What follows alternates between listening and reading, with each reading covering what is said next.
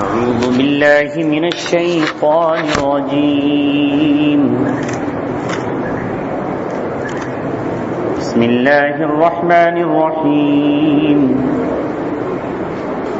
وتحسبهم أيقاظا وهم رقود ونقلبهم ذات اليمين وذات الشمال وكلبهم باسط ذراعيه بالوصيد لئن اطلعت عليهم لوليت منهم فرارا ولملئت منهم رعبا وكذلك بعثناهم ليتساءلوا بينهم قال قائل منهم كم لبثتم قالوا لبثنا يوما أو بعض يوم قالوا ربكم أعلم بما لبثتم فابعثوا أحدكم بورقكم هذه إلى المدينة فلينظر أيها أزكى طعاما فليأتكم برزق منه وليتلطف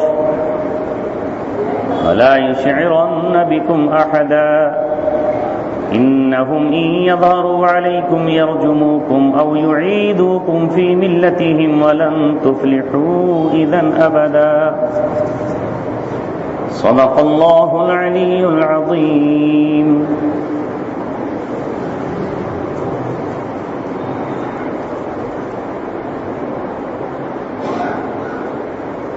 اس سے پہلے جو آیات گزری تھیں ان میں بھی اصحاب کہف کا ذکر تھا، اور جو آیتیں اس وقت آپ کے سامنے تلاوت کی گئی ہیں ان میں بھی اصحاب کہف ہی کا ذکر ہے. اللہ تبارک و تعالیٰ نے ان نوجوانوں کو جو اپنے دین کی حفاظت کے لیے اپنا شہر اور اپنا ملک چھوڑ کر چلے آئے تھے، ایک غار میں پناہ دی، جس کا تذکرہ اللہ تعالیٰ نے اس طرح فرمایا کہ ہم نے ان پہ نیند مسلط کر دی. 309 سال تک وہ سوتے رہے. ایک تو یہ اللہ تبارک و تعالیٰ بیان فرماتا ہے کہ 309 سال تک سونا، نہ انہیں بھوک لگی نہ پیاس لگی، ورنہ انسان کتنی دیر سو سکتا ہے؟ کچھ گھنٹے سونے کے بعد اسے بھوک لگنے لگتی ہے، آنکھ کھلتی ہے، جاگ جاتا ہے. لیکن ان اصحاب کہف پر 3 صدیاں گزر گئیں، نہ بھوک کا احساس نہ پیاس کی تکلیف. ساتھ ہی ساتھ اللہ تبارک و تعالیٰ فرماتا ہے کہ ہم ان کو کروٹیں دیتے رہے، کبھی انہوں نے ادھر کروٹ لی کبھی ادھر. اور تیسری چیز یہ بیان کی اللہ تبارک و تعالیٰ نے کہ اگر کوئی دیکھنے والا غار کے منہ پر پہنچ جاتا تو انہیں ہرگز یہ محسوس نہیں کرتا کہ یہ سو رہے ہیں، بلکہ اسے محسوس یہ ہوتا کہ یہ لوگ جاگ رہے ہیں. آپ حضرات اگر قریب آ جائیں تو کیا بات ہے، اتنی دشمنی کیسی ہے؟ جو لوگ معذور ہیں، کمر میں درد ہے، ان سے تو نہیں، لیکن بڑی بے توجہی ہے قرآن کے ساتھ ہی. ایسا لگتا ہے کہ آپ حضرات کو قرآن سے کوئی تعلق نہیں ہے، اور تفسیر صرف رسم کے لیے جو ہے آپ حضرات کراتے ہیں.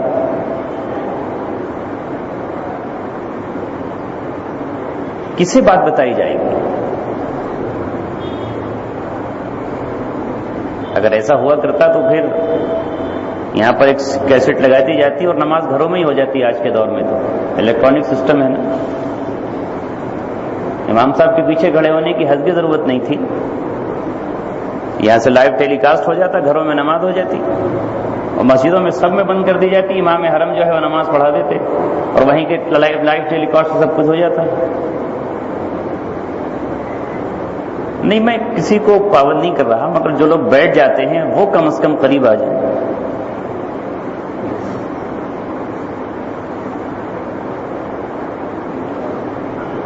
کیونکہ دل جب تک نہیں آئیں گے قرآن کے قریب تب تک دل میں بات نہیں اترے گی.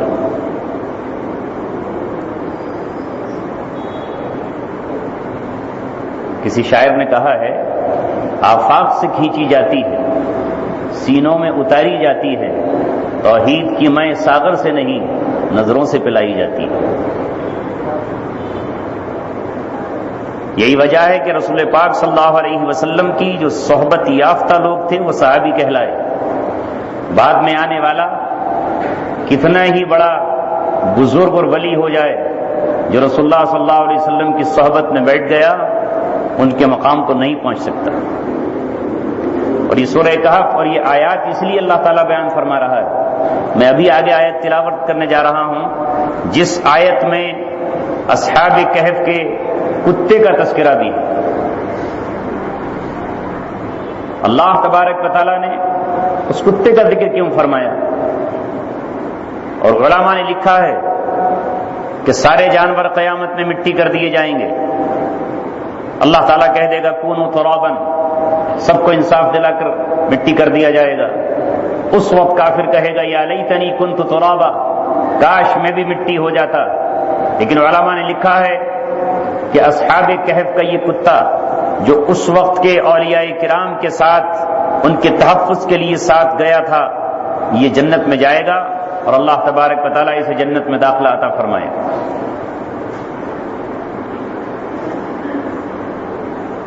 تو جب اللہ تبارک و تعالیٰ ان کی صحبت میں رہنے والے ایک ایسی مخلوق کو جو ظاہرہ طور پر ناپاک ہے، اس کا ذکر اللہ تعالیٰ نے قرآن میں کیا اور پھر اسے یہ مقام عطا کیا۔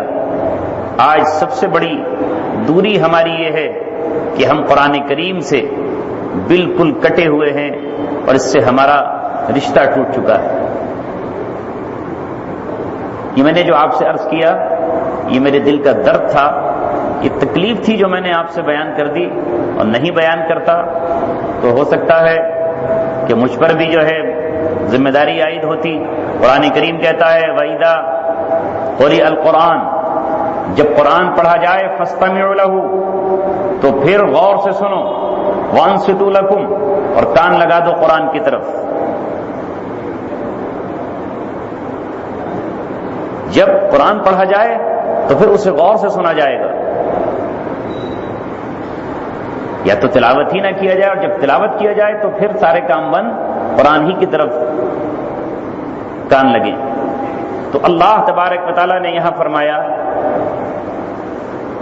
وَتَحْسَبُهُمْ أَيْقَاظًا وَهُمْ رُقُودٌ، اور تم خیال کرو گے کہ وہ جاگ رہے ہیں حالانکہ وہ سو رہے ہیں، وَهُمْ رُقُود، وہ سو رہے ہیں۔ تو ایک کیفیت اللہ تعالیٰ نے ان کی یہ بیان فرمائی کہ وہ سو رہے تھے لیکن سامنے والا اگر ان کو دیکھتا تو اسے لگتا کہ وہ جاگ رہے ہیں۔ وَنُقَلِّبُهُمْ ذَاتَ الْيَمِينِ وَذَاتَ الشِّمَالِ، اور ہم ان کو پلٹتے رہے کبھی دائیں طرف کبھی بائیں طرف۔ دو وجہ اس کی، ایک تو یہ کہ دیکھنے والا اگر دیکھے تو اصحاب کہف کو یہ سمجھے کہ یہ زندہ ہے، جاگ رہے ہیں، اور دوسری وجہ یہ کہ اگر وہ ایک ہی کروٹ پر لیٹے رہتے تو پھر جسم گل جاتا مٹی سے لگ کر۔ مٹی تو اگر لگے گلا دے گی کہ انسانی جسم کو بھی۔ تو اللہ تبارک و تعالیٰ نے انہیں کروٹیں دلائیں، الٹ پلٹ کیا، اور پھر اللہ رب العزت نے 309 سال اس طرح گزرے۔ وَكَلْبُهُمْ بَاسِطٌ ذِرَاعَيْهِ بِالْوَصِيدِ، اور ان کا کتا اپنے دونوں بازوؤں کو چوکھٹ پر یا غار کے منہ پر پھیلائے ہوئے بیٹھا۔ وَكَلْبُهُمْ بَاسِطٌ ذِرَاعَيْهِ بِالْوَصِيدِ، یہ آیا وہ کتا جس کو اللہ تبارک و تعالیٰ نے اصحاب کہف سے محبت عطا فرمائی، اور جب وہ چلے ہیں اپنے گھروں سے نکل کر تو اس کتے نے ان کے ساتھ نہ چھوڑا، انہوں نے بھگانا بھی چاہا تو اس نے کتے کو اللہ تعالیٰ نے زبان عطا کی اور کہا کہ میں آپ کی پہرے داری کروں گا۔ اور بعض حضرات نے لکھا ہے کہ وہ قیامت تک جب تک وہ جاگیں گے تب تک وہ وہیں پر پہرے داری کے طور پر بیٹھا رہے گا۔ تو اللہ رب العزت نے یہاں ذکر فرمایا اس بے جان شخص کا، اس کا کہ جو اس کا جھوٹا ناپاک ہے لیکن وہ اصحاب کہف کے قریب ہو جاتا ہے اور ان کی پہرے داری کرتا ہے، تو اللہ تبارک و تعالیٰ اس کا بھی ذکر یہاں فرما رہا ہے۔ اگلی بات اللہ نے فرمائی کہ اس غار کے اندر ہم نے ایسا خوف اور رعب رکھا ہے کہ کوئی شخص داخل نہیں ہو سکتا۔ لو اطلعت علیہم، اے جھانکنے والے اگر تو اس غار میں ان کو جھانکنے لگے، لولیت منہم، تو پیٹ پھیر کے بھاگ کھڑا ہوگا، ولملئت منہم رعبا، اور ان کی طرف سے تیرے دل میں رعب ڈال دیا جائے گا۔ اگر یہ نہ ہوتا تو اندر چیزیں داخل ہو جاتی، لیکن اللہ تبارک و تعالیٰ نے اس غار کو رعب سے بھر دیا، کوئی نہیں پہنچ پایا۔ 309 سال تک ان کے پاس نہ کوئی جانور، نہ کوئی کیڑا، نہ کوئی انسان، نہ کوئی شکاری، کچھ نہیں۔ ادھر ملک میں تبدیلیاں آتی رہیں اور یہ آرام سے سوتے رہے۔ جس وقت یہ جس شہر سے نکلے ہیں اس شہر کا بادشاہ دقیانوس کافر تھا، مشرک تھا، بت پرست تھا، اور انہیں بھی کفر پر مجبور کر رہا تھا، اور اس نے دھمکی یہ دی تھی کہ یا تو تم میری ملت اختیار کر لو ورنہ تمہیں پتھروں سے مار کر ہلاک کر دیا جائے گا، سنسار کر دیا جائے گا۔ یہ اسی لیے وہاں سے نکلے تھے، لیکن اب 309 سال کے بعد وہاں تبدیلی آ گئی، اور اب اللہ تبارک و تعالیٰ نے اس ملک کی باغ ڈور ایک مسلمان بادشاہ کو دی، بیدوسیس جس کا نام تھا، اس کا نام دقیانوس تھا جو کافر تھا، یہ بیدوسیس تھا۔ پہلے جب یہ نکلے تھے شہر سے تو شہر کا نام افسوس تھا، اور جب یہ دوبارہ اٹھائے گئے ہیں تو اس شہر کا نام تبدیل کر دیا گیا تھا، پھر اس شہر کا نام طرسوس تھا۔ تو اس طرح اللہ تبارک و تعالیٰ اپنی نشانیاں دکھا رہا ہے۔ ہوا کیا، جس وقت یہ دوبارہ سے بھیجے گئے، اٹھائے گئے 309 سال کے بعد، یہ بادشاہ مسلمان ہے، اور اس کی مملکت میں اختلاف ہو گیا لوگوں میں۔ کچھ لوگوں نے یہ کہنا شروع کر دیا کہ جب انسان گل جائے گا، سڑ جائے گا، مٹی ہو جائے گا، تو پھر کون اسے دوبارہ زندہ کرے گا، دوبارہ زندہ نہیں ہوگا۔ یعنی اس طرح لوگوں نے دوبارہ اٹھائے جانے کا انکار کرنا شروع کر دیا۔ بادشاہ سچا تھا، نیک دل تھا، مسلمان تھا، بڑا پریشان ہو گیا کہ آخر کیسے سمجھاؤں۔ ایک طبقہ تو کہہ رہا ہے کہ دوبارہ زندہ کیے جائیں گے، لیکن ایک فرقہ یہ پیدا ہو گیا جو کہتا ہے کہ نہیں، گلنے سڑنے کے بعد دوبارہ انسان زندہ نہیں ہوگا، جیسے آج کے زمانے میں کمیونسٹ وغیرہ ہیں۔ اب بادشاہ نے ٹاٹ کا لباس پہنا، راکھ کے ڈھیر پر بیٹھ گیا، اور وہاں بیٹھ کر اس بادشاہ نے اللہ تبارک و تعالیٰ سے دعا کی کہ اے اللہ، میں ان لوگوں کو کیسے سمجھاؤں، تو ہی کوئی سامان پیدا کر، کوئی ذریعہ پیدا کر، کوئی دلیل دے دے، کوئی حجت مجھے عطا کر دے، تاکہ یہ کہہ سکوں کہ ان لوگوں کا عقیدہ صحیح ہو جائے۔ کیونکہ جس آدمی کے دل میں خود تڑپ ہوتی ہے اسلام اور ایمان کی، وہ یہ چاہتا ہے کہ سارے لوگ راہ حق پر آ جائیں۔ اس کے دل کے اندر کی آرزو یہ ہوتی ہے، آگ جل رہی ہوتی ہے، سینہ دہک رہا ہوتا ہے کہ کسی طرح سے لوگ شرک سے بچ جائیں، جہنم سے بچ جائیں، برائیوں سے بچ جائیں۔ تو بادشاہ چونکہ مومن تھا، اس لیے اس نے اللہ تبارک و تعالیٰ سے اپنے پھٹے ٹوٹے حال کے ساتھ دعائیں شروع کر دی۔ ادھر اللہ تبارک و تعالیٰ نے اب ان کو جگایا۔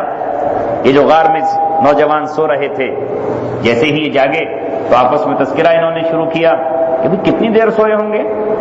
ایک نے کہا کہ کتنی دیر، ایسا لگتا ہے کہ بس شاید ایک دن سوئے ہم، ابھی تو آئے تھے، صبح آئے تھے، دوپہر شام نظر آ رہی ہے۔ دوسروں نے کہا کہ نہیں، حالات تو ایسے نہیں ہیں، تم شام کی بات کر رہے ہو، مجھے تو لگتا ہے کہ بس ابھی دن کا ایک حصہ ہی گزرا ہے۔ جب بحث مباحثہ شروع ہوا تو سمجھدار لوگوں نے کہا کہ یہ بحث کرنے کا موقع نہیں ہے، اللہ تبارک و تعالیٰ زیادہ جانتا ہے کہ ہم ایک دن سوئے یا ایک رات سوئے یا کتنے دن سوئے۔ اس وقت بھوک لگی ہے، اب بھوک لگی، جب جاگے تو شہر میں جاؤ اور جا کر کے کھانا لے کر آؤ۔ پیسے دیے، سکہ دیا جو ان کے پاس تھا، جو وہاں جو گھروں سے لے کر چلے تھے، اور اس کو ہدایات کی۔ تملیخہ جو ان میں سے ایک شخص تھا، اس کو بھیجا اور اس کو ہدایات کی۔ پہلی ہدایت یہ کی کہ شہر میں چپکے سے داخل ہونا، شور شرابہ نہ ہو، چپکے سے داخل ہو جانا، اور داخل ہو کر کے وہاں کھانا تلاش کرنا حلال، کیونکہ وہ اس دور میں آئے تھے جب شرک کا دور دورہ تھا۔ تو کافر تو جانتے نہیں ہیں حلال و حرام کو۔ آج ویسٹرن کنٹری میں جو لوگ جاتے ہیں وہ اچھی طرح جانتے ہیں کہ وہاں حلال و حرام کا کوئی تمیز ہی نہیں ہے۔ وہاں وہ کیا جانے اس بات کو کہ کس طرح ذبح ہوتا ہے، کس طرح ذبح نہیں ہوتا۔ ان کا تو مطلب ہے گوشت سے، ان کا مطلب تو میٹ سے ہے، ان کا اس سے کیا مطلب کہ کون سا جانور حلال ہے کون سا حرام ہے؟ وہ تو خنزیر بھی کھلا رہے ہیں۔ تو اسی طرح وہ معاشرہ تھا، اس معاشرے میں جو کھانا بکتا تھا اس میں حلال کون جان سکتا تھا؟ مسلمان ہی۔ آج کوئی مسلمان چائنا چلا جائے تو چائنا والے کیا جانے کہ کیا کھانا حلال ہے اور کیا حرام؟ وہ تو انسان کا گوشت بھی کھلا دیں گے، ان کے کیا ہے؟ تو اس طرح انہوں نے کہا کہ دیکھو جا کر کے حلال کھانا تلاش کرنا اور وہی لے کر کے آنا جو پاکیزہ ہو، حلال ہو، ہمارے لیے جائز ہو۔ دوسری ہدایت، اور تیسری ہدایت یہ کہ ہم جو لوگ یہاں غار کے اندر ہیں ہماری کسی کو خبر مت کر دینا، کیونکہ اگر بادشاہ کو خبر پتہ چل گئی تو بادشاہ ہم سب کو بلوا لے گا، یا تو ہمیں کافر بنانا چاہے گا اپنے طاقت کے بل پر، اور یا پھر ہمیں وہ قتل کر دے گا، پتھروں سے مار کر سنسار کر دے گا۔ یہ تین ہدایات کی، چپکے سے شہر میں داخل ہونا، لہذا اس بات سے یہ پتہ چلتا ہے کہ حکمت و تدبیر اور ظلم اور کفر کی طاقت میں ہوتے ہوئے اگر اپنے آپ کو چھپایا جائے اور اپنا راز رکھا جائے تو یہ بزدلی نہیں ہے، بلکہ یہ سنت ہے اللہ تبارک و تعالیٰ کے نبیوں کی بھی اور اللہ تبارک و تعالیٰ کے ولیوں کی بھی۔ بہرحال یہ وہاں پر حاضر ہوئے، انہوں نے جب وہ سکہ پیش کیا دکاندار کو تو وہ تو 3 صدی پرانا تھا، اس پہ جو مہر تھی، ہنگامہ کٹ گیا، انہیں پکڑ لیا گیا اور دکاندار نے کہا کہ شاید اس آدمی کو کہیں سے خزانہ ہاتھ لگ گیا ہے، اور لے جا کر کے بادشاہ کے پاس پیش کر دیا۔ ساتھی غار میں انتظار کر رہے ہیں کہ کب کھانا آئے، اور یہ بادشاہ کے یہاں انہیں پہنچا دیا گیا۔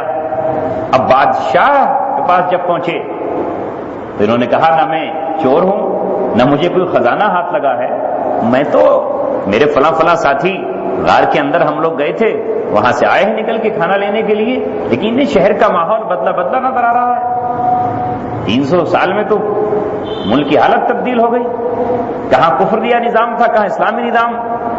بادشاہ ان کے حال سے واقف تھا، کیونکہ بادشاہ نے ان کے ناموں کو تختی پر لکھا ہوا دیکھ لیا تھا، کیونکہ جب یہ لوگ نکل گئے تھے تو ان کے چرچے لوگوں کی زبان پر تھے، لوگوں کی زبان پر ان کے چرچے تھے کہ ایسے ایسے اللہ تبارک و تعالیٰ کے ولی تھے اور وہ لوگ چھوڑ کر چلے گئے۔ تو بادشاہ نے بھی ان کے نام لکھوا رکھے تھے تاکہ انہیں کوئی آ کے بتائے، انہیں پکڑوا دے، اور جو اس وقت کے نیک لوگ تھے انہوں نے بھی ان کے نام لکھ رکھے تھے، اور وہ اپنی اولادوں کو بتاتے تھے کہ ایسے ایسے لوگ تھے۔ اس طرح سے ان لوگوں نے اللہ تبارک و تعالیٰ کے لیے قربانیاں دی تھی۔ تو بادشاہ نے جب ان کا نام پوچھا، تملیخہ نام بتایا، وہ لکھا ہوا تھا تختی پر، اس نے دیکھا تھا، اور پھر اس نے جو غار کا ذکر کیا تو فوراً بادشاہ نے اللہ تبارک و تعالیٰ کے یہاں سجدہ شکر ادا کیا اور کہا یہ تو 309 سال ہو گئے تمہیں تو گئے ہوئے۔ پھر بادشاہ اپنے لوگوں کے ساتھ اس غار تک پہنچا اور یہ کہا کہ میری بھی ان سے ملاقات کرائیے۔ لہذا ان کو باقی لوگوں کو تملیخہ نے غار کے کنارے پر چھوڑا اور یہ کہا کہ میں اپنے ساتھیوں کو بتا دوں، کہیں ایسا نہ ہو کہ ساتھی وہی بادشاہ سمجھیں اور گھبرا جائیں۔ پہلے وہ اندر داخل ہوئے اور جا کے مہاجرہ بتایا کہ میاں کئی صدیاں گزر گئی ہیں ہمیں آپ کو سوتے ہوئے، اور اب بادشاہ دروازے پر کھڑا ہوا ہے اور وہ بادشاہ تمہاری زیارت کرنا چاہتا ہے، تمہارا استقبال کرنا چاہتا ہے، لہذا باہر نکل کر آؤ۔ بعض حضرات نے لکھا ہے کہ سب لوگ باہر آئے اور باہر آ کر سب نے ان کی زیارت کی، ان سے ملاقات کی، اور پھر اس کے بعد یہ اندر داخل ہوئے۔ ان سے بادشاہ سے کہا کہ ہمیں پھر اندر جانے دیجئے، لہذا یہ اندر چلے گئے، اور اندر جب یہ پھر پہنچے تو اللہ تبارک و تعالیٰ نے ان پر نیند کو مسلط کر دیا اور یہ پھر سو گئے، اور غار کے اوپر اللہ تعالیٰ نے پھر رعب ڈال دیا، لہذا اب دوبارہ بادشاہ یا ان کے لوگ اندر داخل نہیں ہو سکتے تھے۔ وہ کیا داخل ہو سکتے تھے؟ کوئی داخل نہیں ہو سکتا۔ میں نے اس دن عرض کیا تھا کہ ابن عباس رضی اللہ تعالیٰ عنہ کے ساتھ حضرت امیر معاویہ رضی اللہ تعالیٰ عنہ بھی جب نکلے تھے تو انہیں جب پتہ چلا کہ یہ غار ہے، اندر داخل ہونا چاہا تو ابن عباس رضی اللہ تعالیٰ عنہ نے کہا کہ اے امیر معاویہ، جب جن کا ذکر قرآن میں ہے تم اندر کیسے داخل ہو سکتے ہو؟ جب اللہ نے اپنے نبی سے یہ بات کہی کہ اگر تم ان کو جھانکنا چاہو گے تو تم پیٹ پھیر کے بھاگ لو گے اور رعب تمہارے دل کے اندر بھر دیا جائے گا، تو تم کیسے جا سکتے ہو؟ حضرت امیر معاویہ نے کہا کہ میں اندر جانے کی کوشش کروں گا، آیت کا جو مطلب آپ بیان کر رہے ہیں میرے نزدیک اس کا دوسرا مطلب ہے، وہ اللہ کے رسول سے نہیں کہا گیا بلکہ وہ ان کی زندگی کی بات ہے۔ لیکن جب غار کے اندر جانا چاہا، تیز ہوا آئی اور ہوا کے جھونکوں سے فوراً باہر نکل آئے اور اندر نہیں داخل ہو سکے۔ تو یہ واقعہ اللہ تبارک و تعالیٰ نے یہاں بیان فرمایا ہے۔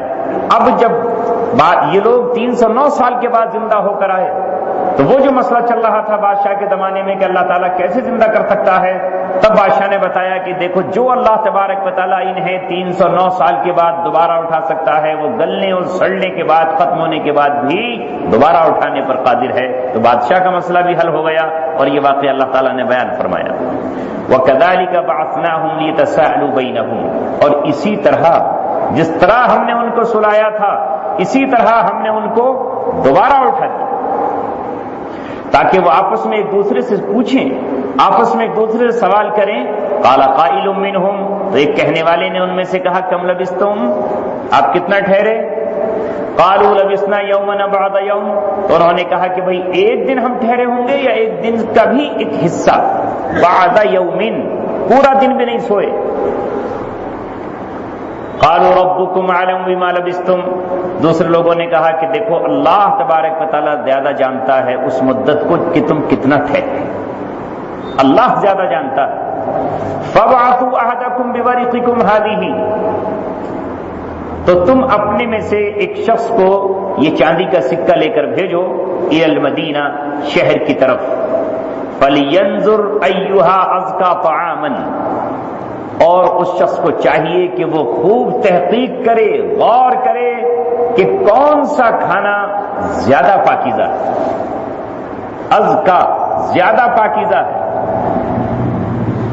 پاکیزہ ظاہر ہے کہ ہر حلال، پاکیزہ حلال ہی پاکیزہ ہوتا ہے، جو حرام ہے وہ ناپاک ہے۔ ازکا طعامن، کھانوں میں کون سا زیادہ پاکیزہ ہے، یا اس کے معنی حلال کے بھی آتے ہیں کہ جانور شرعی طریقے پہ حلال کیا ہوا ہو۔ فَلْيَأْتِكُمْ بِرِزْقٍ مِّنْهُ، تو اس میں سے تم کھانا لے کر کے آنا جو حلال میں۔ سورہ کہف کا زمانہ دجال سے ایک لنک اور تعلق یہ بھی ہے کہ جو دجال کا زمانہ ہے، جو عہد دجال ہے، اس میں یہ تمیز دجالی فتنہ اٹھانے کی کوشش کرے گا کہ حرام اور حلال کی پہچان ختم کر دی جائے، ایسا نظام بنا دیا جائے کہ انسان حلال سے دور ہو اور حرام شروع کر دے، کیونکہ جب لقمہ حرام پیٹ کے اندر داخل ہو جائے گا تو اندر کی انرجی اور روحانیت ختم ہو جائے گی، بالکل ختم ہو جائے گی، اور جب وہ ختم ہو جائے گی تو پھر دجالی فتنے سے آدمی مقابلہ نہیں کر سکتا۔ اس صورت کے تعلق سے یہاں ایک بات اور سمجھ لیں کہ دجالی نظام کی پوری عمارت اور پورا سسٹم اس کا دو پلروں پر کھڑا ہوا ہے، ایک ہے فتنہ مال، مال کا فساد، اور دوسرے ہے فتنہ سیکس، جنس کا فساد۔ یہی دو راستے ہیں جس کے ذریعے سے انسان پر شیطان قابو پاتا ہے۔ جب آدم علیہ السلام کا پتلا بنایا گیا تھا اور جب اس خالی پتلے کو شیطان نے دیکھا تو منہ کے راستے سے داخل ہوا اور دوسرے راستے سے باہر نکل کر اس نے کہا کہ اچھا یہ تو کھوکھلا ہے، اس کے اندر داخل ہوا جا سکتا ہے، اب میں اسے خوب اچھے طریقے سے اندر داخل ہو کر کے گمراہ کر سکتا ہوں۔ دو ہی راستے ہیں انسان کے اندر فساد پیدا کرنے کے، یا تو منہ کے راستے سے فساد پیدا ہوگا یا شرمگاہ کے راستے سے فساد پیدا ہوگا، اور اسی کی رسول پاک صلی اللہ علیہ وسلم نے امت سے کہا کہ تم مجھے دو چیزوں کی ضمانت دے دو، میں تمہیں جنت کی ضمانت دیتا ہوں، ایک وہ جو تمہارے دو جبڑوں کے درمیان ہے منہ کی، اور دوسرے جو دو ٹانگوں کے درمیان ہے یعنی شرمگاہ کی۔ لہذا رسول اللہ یہ کہہ رہے ہیں کہ منہ سے حرام لقمے نہ جائیں اور ادھر سے زنا کاری نہ ہو، جو زنا حرام ہے یہی فساد پیدا ہوگا، اور ابلیس یہی چاہتا ہے کہ نکاح کی پابندیاں ختم کر دی جائیں، فساد شرمگاہ کے راستے سے داخل ہو اتنا کہ کوئی اس پر پہرے نہ ہو، کوئی پہرا نہ ہو۔ لہذا آپ دیکھ رہے ہیں کہ ویسٹرن میں اور یورپ میں ایک ایسی تہذیب ڈیولپ کی جا رہی ہے کہ جس میں گے اسٹائل اور زناکاری اور اجتماعی زناکاریاں فیشن اور عام ہیں، کوئی سزا نہیں ہے، کوئی قانون نہیں ہے، اور مشرق کو بھی اس کی دلدل میں دھسایا جا رہا ہے، نکاح کو عیب سمجھا جا رہا ہے اور زنا کو شان اور فخر سمجھا جا رہا ہے۔ تو ابلیس اور نظام دجال اسی کا نام ہے کہ فتنہ مال کو عام کیا جائے، ایک انسان کھا رہا ہو، اسے اس بات کی کوئی پرواہ نہیں ہے کہ یہ حلال ہے یا حرام، کہاں سے آ رہا ہے کھانا کچھ پتہ نہیں، بنانے والی کمپنی کون ہے کچھ معلوم نہیں، اس ملک کو سپلائی کرنے والے کون ہیں، یہودی نہیں، مجھے تو کھانا ہے۔ مولانا تقی عثمانی صاحب نے یہ بات لکھی ہے، کسی عام آدمی کی بات ہو تو آپ لوگ انکار کر دیں گے۔ مولانا لکھا ہے کہ ہم سعودی عرب میں گئے، ہم نے مچھلی کا ایک پیکٹ دیکھا جو کہیں اور سے پیک ہو کر آیا تھا، کسی دوسرے ملک سے آ رہا تھا، لہذا انہوں نے اس پر لکھا ہوا دیکھا ھذا مذبوح بالطریقۃ الاسلامیہ، یہ مچھلی اسلامی طریقے سے ذبح کی گئی ہے۔ ان کافروں کو پتہ ہی نہیں، وہ سمجھتے ہیں کہ جیسے ان کے یہاں پر بکرا ذبح ہوتا ہے، گائے ذبح ہوتی ہے، مچھلی بھی ذبح ہوتی ہوگی، اس لیے مہر لگا دی اس پر ھذا مذبوح بالطریقۃ الاسلامیہ، اسے اسلامی طریقے سے ذبح کیا گیا، آپ فکر نہ کریں حلال ہے یہ۔ تو مچھلی ذبح کب ہوتی ہے؟ لیکن آ رہی ہے باہر سے، انہیں تو اتنی فرصت نہیں ہے کہ مچھلی بھی اپنے یہاں کر لیں۔ تو پوری سسٹم ایسا بنایا جا رہا ہے کہ انسان حرام اس کے پیٹ میں داخل ہو اور اس کی روحانیت ختم ہو جائے، کچھ بھی آپ کر لیں اسے اب فرق ہی نہیں پڑے۔ اس لیے یہ صورت جب کوئی شخص پڑھے گا تو اس کو پڑھتے ہوئے کب، جب اس کو سمجھ رہا ہو تب اس کی نگاہ جائے گی کہ میں جو یہ کھانا کھا رہا ہوں، میں جس ہوٹل پہ آ کر بیٹھا ہوں، میں جس مقام پر آ کر بیٹھا ہوں، میں جس چیز کو استعمال کر رہا ہوں، آیا یہ حلال بھی ہے حرام بھی ہے، اس کے بنانے والے کون ہیں، اسے پیک کرنے والے کون ہیں، یہ ذبح کیا ہوا ہے یا غیر ذبح کیا ہوا ہے۔ تب وہ سوچے گا کہ اصحاب کہف نے اس زمانے میں یہ بات کہی کہ وہاں جا کر کے ایسے ویسے کھانے پر مت گر جانا، بلکہ حلال روزی استعمال کرنا، چاہے اس میں تمہیں ٹائم لگے اور وقت لگ جائے۔ دوسری بات وَلْيَتَلَطَّفْ، اور چپکے سے جانا، بہت باریکی سے جانا، وَلَا يُشْعِرَنَّ بِكُمْ أَحَدًا، اور تم میں سے کوئی شخص بھی خبر نہ دے ہمارے بارے مت بتانا کہ ہم غار کے اندر بیٹھے ہیں، کیوں؟ خطرہ تھا انہم ان یظہروا علیکم یرجموکم، اگر وہ تم پر غالب آ گئے، یرجموکم تو تمہیں پتھروں سے مار کے سنسار کر دیں گے، او یعیدوکم فی ملتہم، یہ اپنی ملت میں تمہیں واپس لوٹائیں گے۔ یہاں قرآن نے ایک بہت بڑی وضاحت کی کہ جب کفر اور شرک طاقت میں ہوتا ہے تو اہل اسلام سے اس کے دو مطالبے ہوتے ہیں، یا تو ہمارا دھرم اور ہمارا طریقہ اختیار کرو، اور نہیں تو مرنے کے لیے تیار ہو جاؤ، زندہ تمہیں ذبح کر دیں گے یا پتھروں سے مار کر قتل کر دیں گے۔ یہی وہ مرحلہ ہوتا ہے کہ انسان اسلام کو اپنے اور ایمان کو بچانے کے لیے اس جگہ کو چھوڑتا ہے جسے ہجرت کہا جاتا ہے۔ تو یہاں بھی وہ یہی بات کہہ رہے ہیں، یہ کوئی آج نئی بات نہیں ہے، آج جو زمانے میں اعلان ہو رہے ہیں یا ہوتے رہے ہیں، ہمیں اچنبھا ہوتا ہے کہ کیوں کہہ دیا فلاں نے، کیوں کہہ دیا، یہ آج نہیں، 1400 سال نہیں، یہ جب سے دنیا بنی ہے تب سے یہ طریقہ رہا ہے کہ کفر و شرک ہمیشہ اہل اسلام کو دو ہی دھمکیاں دیتا ہے، یا تو ہماری سرزمین چھوڑ کے باہر نکلو اور نہیں تو پھر ہماری ملت اختیار کرو۔ اس وقت ملت کو بچایا جاتا ہے، ایمان کو، اور ساری قربانیاں دی جاتی ہیں۔ فرما رہے ہیں یہ اصحاب کہف کہ اگر یہ ایسا ہو گیا او یعیدوکم فی ملتہم ولن تفلحوا اذا ابدا، اور اگر اس طرح ان کی ملت میں ہو گئے تب تو تم ہرگز کامیاب نہیں ہو سکتے۔ کامیابی یہ ہے کہ اپنے ایمان کو بچا کر، اسلام کو بچا کر دنیا سے چلے جائیں۔ فلا تموتن الا وانتم مسلمون، اس حال میں تمہاری موت آئے کہ تم مسلمان، یہ ہے اصل کامیابی۔ ولا تموتن الا وانتم مسلمون، موت تمہیں اسلام کی حالت میں آئے، کہیں ایسا نہ ہو کہ سخت آزمائش میں آ کر کے اسلام چلا جائے۔ ان الذین قالوا ربنا اللہ، جن لوگوں نے کہا کہ اللہ ہمارا رب ہے، ثم استقاموا، پھر اس پر قائم رہے، بہک نہیں گئے کہ جو کچھ کہا کہنا شروع کر دیا، ثم استقاموا، اس پر استقامت بھی دکھائی جائے۔ کبھی حالات ایسے بھی آ سکتے ہیں جو حضرت سمیہ کے ساتھ پیش آئے کہ ایک طرف دین اسلام اور دوسری طرف جسم کے دو ٹکڑے ہونے جا رہے ہیں، اب بتاؤ دین اسلام کو چھوڑنا ہے یا جسم کے دو ٹکڑے ہونا گوارا کرنا ہے؟ تو حضرت سمیہ رضی اللہ تعالیٰ عنہ نے مکہ کی سرزمین پر جسم کے ٹکڑے دو کرا دیے، لیکن اسلام کو نہیں چھوڑا۔ حضرت خباب سولی پر لٹک گئے، چڑھ گئے، جسم سولی پر لٹکا ہوا ہے، لیکن اسلام نہیں چھوڑا۔ یہ حالات بھی پیش آ سکتے ہیں کہ یا تو پھانسی اور سولی اور پر چڑھا دیا جائے یا وہاں سے نکل جایا جائے۔ کامیابی یہ ہے کہ انسان کا خاتمہ ایمان پر ہو گیا، اس سے بحث نہیں ہے کہ وہ 100 دن رہا زمین پر یا 100 سال رہا، اس سے کوئی بحث نہیں ہے۔ جس وقت موت آئی اس وقت کلمہ شہادت پر اور ایمان پر اس کی موت آئی، اب داخلہ جنت میں ہے۔ یہ بات کون کہہ رہے ہیں؟ اصحاب کہف کہہ رہے ہیں۔ یہ واقعہ کیوں ذکر کیا جا رہا ہے؟ اس لیے کہ جب زمانے میں دجال نکلے گا تو وہ یہی کہے گا کہ میں اللہ ہوں، جو اسے اللہ کہے گا وہ بچے گا، اور جو اللہ نہیں کہے گا اس کے ٹکڑے کر دیے جائیں گے، اس کے جسم کے چتھڑے بکھیر دیے جائیں گے، ختم کر دیا جائے گا اسے۔ جو اسے اللہ نہیں مانے گا، موت منڈلا رہی ہوگی اس کے سامنے، ایک انسان کے چیر کر ٹکڑے کر دے گا، ایک شخص کو بلائے گا، روایات میں آتا ہے آڑے سے چیر کے ٹکڑے کرے گا، ایک ٹکڑا ادھر پھینک دے گا، دوسرا ٹکڑا ادھر پھینک دے گا۔ جب وہ کہیں گے کہ تو اللہ نہیں ہے، تو کافر ہے، پھر دوبارہ سے زندہ کرے گا۔